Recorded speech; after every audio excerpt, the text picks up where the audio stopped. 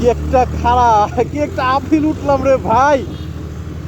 ও মাই god, এইটাই সে ভয়ঙ্কর appeal যেখানে অনেক বাইকাররা পড়ে যায়। আসলে ভাই আমাদের কথা হচ্ছে, যারা পাহাড়ে রাইড করতে জানেন না বা কোনো এক্সপিরিয়েন্স নাই, তারা অন্তত ভাই পাহাড়ে আসেন না। কারণ এটা হচ্ছে আমাদের হাজারো বাইকারদের একটা স্বপ্নের একটা স্থান এই কেকডং।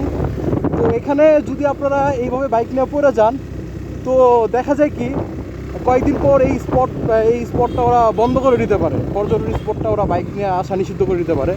তো আমরা চাই না আমাদের স্বপ্নের এই জায়গাটা নিষিদ্ধ হয়ে যাক। সো আপনারা পাহাড়ে এক্সপিরিয়েন্স না নিয়ে আগে সরাসরি বাইক নিয়ে এখানে আসবেন না।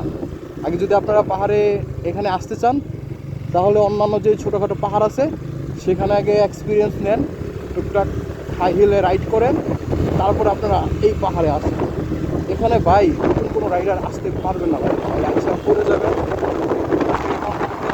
আপনাদের জন্য আমাদের সব বাইকারদের সুনাম নষ্ট হবে। সো সেফলি রাইড করবেন, পাহাড়ে সঠিকভাবে গিয়ার ফোড়া সঠিকভাবে উঠবেন, কোনো সমস্যা নেই ভাই।